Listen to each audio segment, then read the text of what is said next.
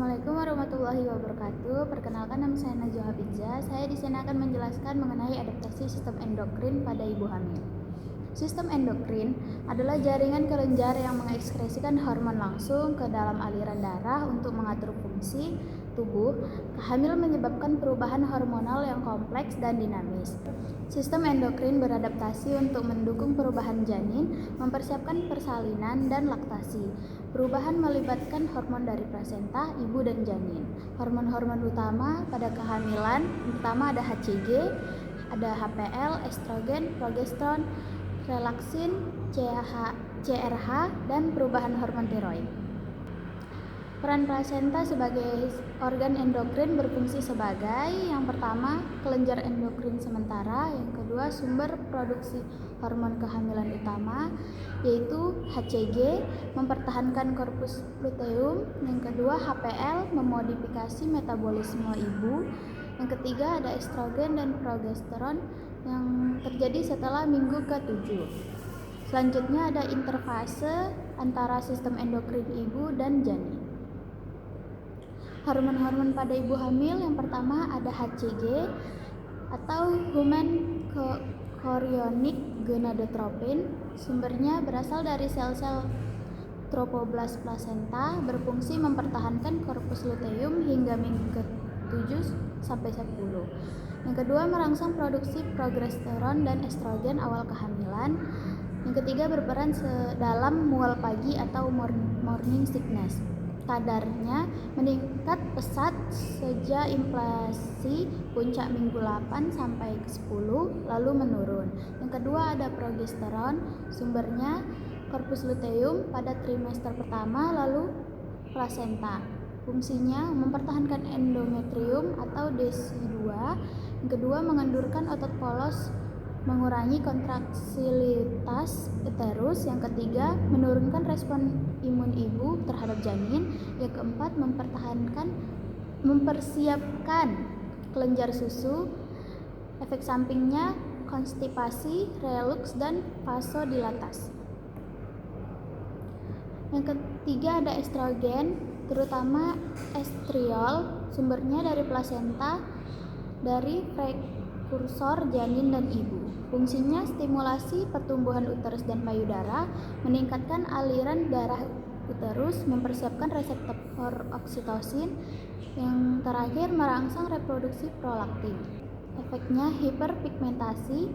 Yang kedua meningkatkan sensitivitas insulin. Yang keempat ada hormon HPL atau Human Placenta Lactogen. Sumbernya dari plasenta, berfungsi sebagai antagonis insulin, meningkatkan kadar glukosa pada ibu dan janin. Yang kedua ada lipolisis, menyediakan asam lemak untuk energi ibu. Yang ketiga mempersiapkan kelenjar susu dan untuk laktasi. Implikasinya berperan dalam resistensi insulin fisiologis kehamilan. Yang kelima ada relaksin, sumbernya dari korpus luteum dan plasenta, berfungsi sebagai relaksasi ligamen panggul dan serviks untuk persiapan persalinan. Yang kedua mengurangi kontraksilitas uterus. Yang ketiga meningkatkan angiogenesis. Yang keenam ada adaptasi kelenjar tiroid. Perubahannya meningkatkan kadar tiroid binding globulin atau TBG, meningkatkan kebutuhan yodium. Yang ketiga ada HCG yang merangsang tiroid atau morning sickness berat. Hasilnya T4 dan T3 total meningkat, T3 dan T4 bebas normal atau sedikit berubah. Penting hipertiroid atau hipotiroid yang tidak terkontrol beresiko bagi janin. 7. Adaptasi kortisol dan aldosteron. Kortisol meningkat 2-3 kali lipat. Yang kedua berperan dalam metabolisme ibu dan kematangan paru janin. Aldosteron meningkat untuk menahan natrium dan air. Yang kedua mengkompensasi peningkatan kapasitas vasikular dan kebutuhan cairan. Yang ke-8 ada adaptasi insulin dan metabolisme glukosa. Perubahan yang terjadi, yang pertama ada resistensi insulin meningkat atau pengaruh HPL, progesteron, dan kortisol. Kedua, pankreas meningkat berproduksi insulin untuk kompensasi. Perubahan ini apabila tidak cukup dapat mengakibatkan diabetes gestasional. Dampaknya meningkatkan glukosa darah ibu untuk nutrisi janin. Hormon lain yang terlibat ada prolaktin, itu meningkatkan untuk persiapan laktasi, ada oksitosin untuk meningkat menjelang persalinan, memicu kontraksi dan ikatan ibu dan bayi. Terakhir ada PHT atau paratiroid hormon, meningkat untuk menjaga kalsium ibu dan janin. Implikasi klinis perubahan endokrin dan kelainan endokrin yang sering terjadi. Yang pertama, implikasi klinis dan perubahan endokrin, gejala normal dan patologis. Yang pertama ada hiperpigmentasi normal, ada linea nigra dan melasma. Kedua ada intoleransi glukosa, monitoring untuk diabetes gestasional. Yang ketiga perubahan tiroid, screening hipotiroidisme. Yang keempat ada hiperemesis gravidarum terkait dengan kadar HCG yang tinggi. Dua, kelainan endokrin yang sering terjadi. Yang pertama ada diabetes gestasional, terjadi sekitar 3-10% dalam kehamilan. Kedua ada hipotiroidisme gestasional, terjadi sekitar 2-3% selama kehamilan.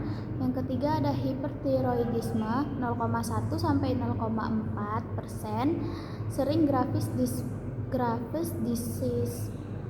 disease.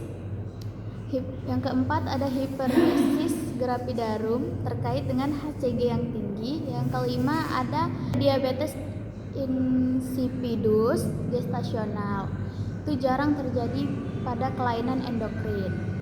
Kesimpulannya, kehamilan menginduksi perubahan endokrin besar untuk mendukung janin dan mempersiapkan tubuh ibu.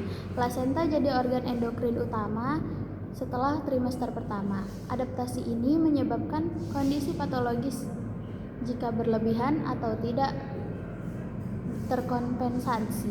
Pemantauan hormonal penting untuk kesehatan ibu dan janin. Sekian dari video penjelasan mengenai sistem endokrin pada ibu hamil dari saya.